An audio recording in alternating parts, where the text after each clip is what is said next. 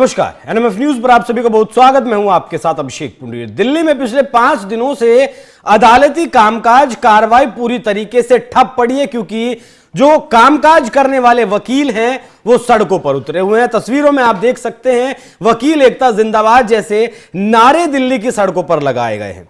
दरअसल एलजी का एक आदेश 13 तारीख को आया था, जिसके विरोध में अब पूरा वकील समाज, पूरी वकील बिरादरी सड़कों पर है और उनका कहना है कि इस जो आपने आदेश दिया है, जो आपने नोटिफिकेशन जारी की है पुलिस के समर्थन में, इसे वापस लिया जाए। जब तक ये वापस नहीं ली जाएगी तब तक वकील कामकाज पर नहीं लौटेंगे। एक दर्दनाक हादसा भी हुआ आज इस प्रदर्शन के दौरान। एक वकील की हार्ट अटैक के चलते वो अब हमारे बीच नहीं रहे। तो विषय जानने की कोशिश करेंगे, क्या विषय है, क्या वो आदेश था एलजी का जिसके ऊपर पूरा जो वकील समाज है वो सड़कों पर उतरा हुआ है। मेरे साथ मौजूद हैं योगेश अग्रवाल जी, हाईकोर्ट में प्रैक्टिस करते हैं। सर, बहुत बहुत स्वागत है आपका। शुरुआत से बताइएगा, क्या मसला क्या है, क्या वो आदेश था, क्या इससे फर्क पड़ने वाला है, आप लोग क्यों विरोध में हैं?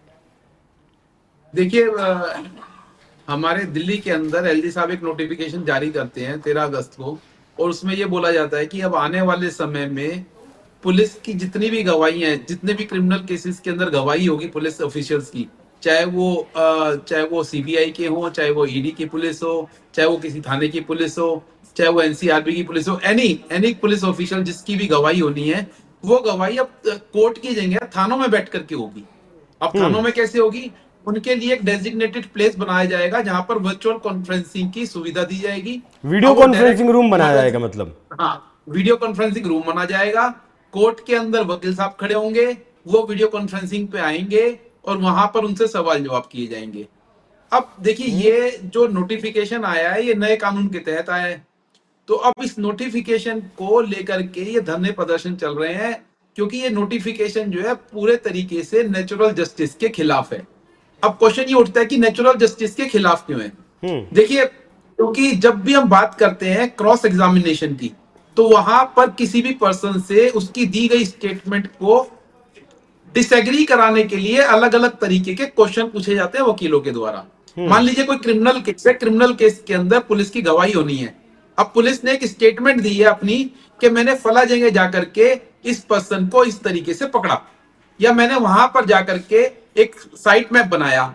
अब वहां पर उससे रिलेटेड एक क्वेश्चन पूछे जाएंगे वकील साहब के द्वारा। अब अगर वो वीडियो कॉन्फ्रेंसिंग पे क्वेश्चन पूछे जाएंगे तो उसकी वेरिसिटी कैसे प्रूव होगी कि वो क्वेश्चन के जो आंसर हैं वो बिना कोई ट्यूटर करके दिए जा रहे हैं, या नीचे उसने अपनी फाइल तो नहीं खोली हुई, या सामने बैठ करके कोई पर्सन उनको सिखा तो नहीं रहा, ये बोलो।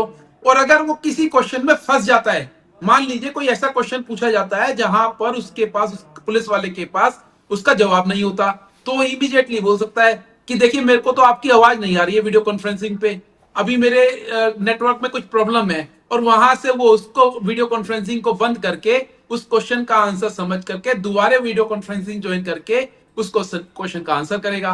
तो ऐसे में तो जो बेगुनाह लोग होंगे, जिन लोगों ने क्राइम नहीं करा होगा और पुलिस ने कोई झूठा केस बनाया होगा, तो वहां पर तो ऐसे लोगों को भी सजा हो जाएगी, क्योंकि पुलिस अपनी बात को प्रूव करने के लिए जितने भी हथकंडे होंगे वीडियो कॉन्फ्रेंसिंग पे वो अपनाएगी। अब कोर्ट में क्या होता है, जब पुलिस कोर्ट में खड़ी होती है तो वहां पर बहुत सारे वकील खड़े होते हैं, जज साहब सामने होते हैं, वहां पर स्टेनो सामने होता है, और इमीडिएट उससे क्वेश्चन पूछे जाते हैं फाइल देख करके। जो पुलिस ने अपनी फाइल बनाई होती है प्रोसिक्यूशन की, उस फाइल को देख करके वकील साहब के द्वारा क्वेश्चन पूछे जाते हैं।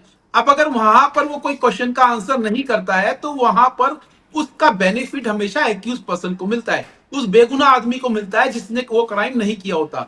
तो देखिए, ये नेचुरल जस्टिस की बात हो रही है यहाँ पर। बार बार मैं बोल रहा हूं कि प्रिंसिपल और नेचुरल जस्टिस ये बोलता है कि किसी भी एक्यूज पर्सन को अपने आप को बचाव करने का अधिकार है, और इस अधिकार को इस एलजी साहब के नोटिफिकेशन के द्वारा छीना जा रहा है।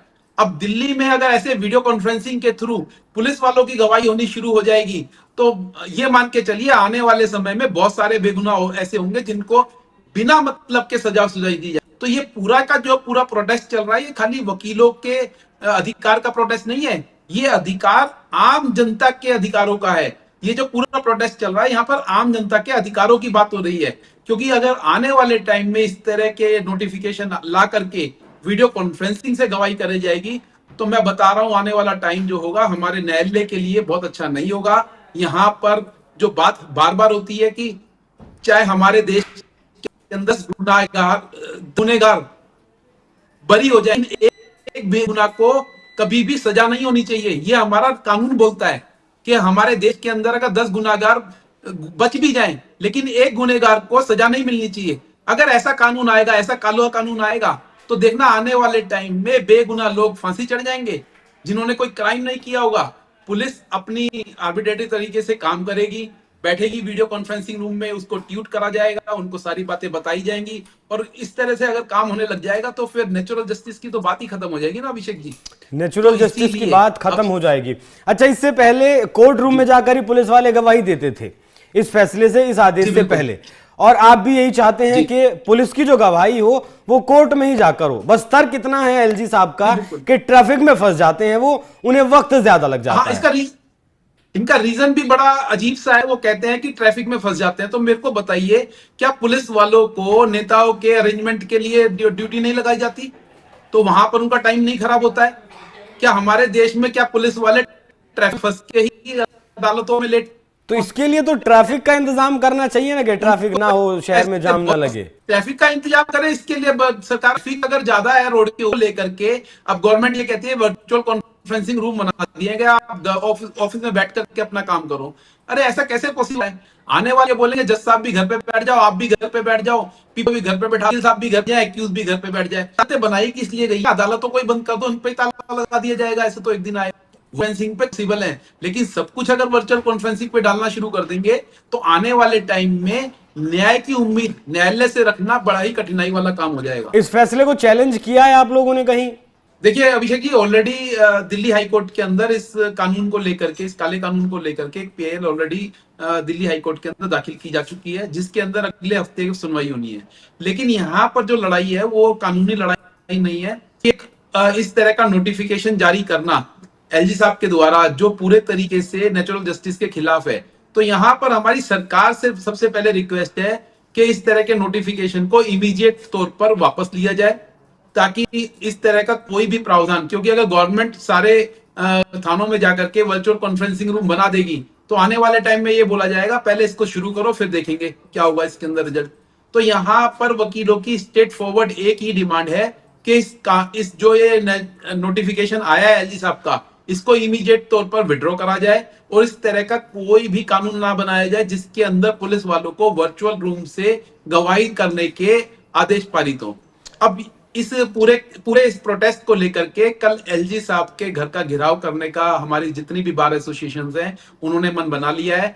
वो सारे लोग जितने भी हमारे अधिवक्ता साथी हैं वो सब 30,000 के अंदर गैदर होंगे और वहां से एलजी साहब के घर का घेराव करेंगे और अपनी बात को उन तक पहुंचाएंगे। अब देखिए एक हफ्ता हो गया पूरा अभिषेक जी, एक हफ्ते से सारे के सारे अधिवक्ता भाई रोड के ऊपर हैं, अपनी बात को रखने के लिए शांतिपूर्वक तरीके से प्रोटेस्ट कर रहे हैं और अपनी बात को सरकार तक पहुंचाने के लिए बहुत सारी मीटिंग कर चुके हैं, लेकिन सरकार के कान में जू भी नहीं रेंग रही है।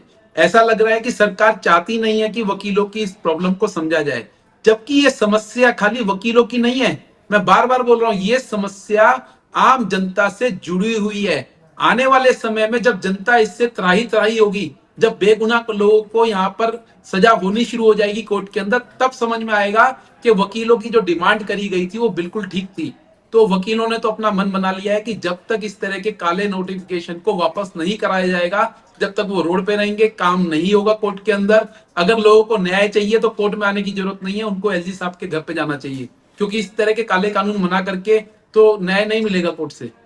ठीक है सर, बहुत धन्यवाद। अगले हफ्ते सुनवाई है पीआईएल पर आपकी हाईकोर्ट में, तो देखेंगे उस पर भी क्या कुछ होता है। बाकी काला कानून आपने नाम दिया है, एलजी साहब का ये आदेश था, उस पर विस्तार से हमने चर्चा की है।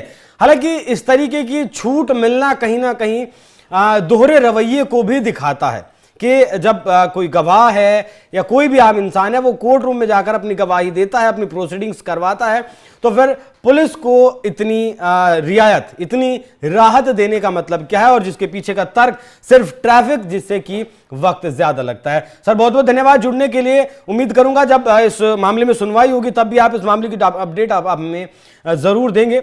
बाकी दर्शकों, आप इस विषय पर क्या सोचते हैं, अपनी राय हमें कमेंट कर जरूर बताइएगा। नमस्कार।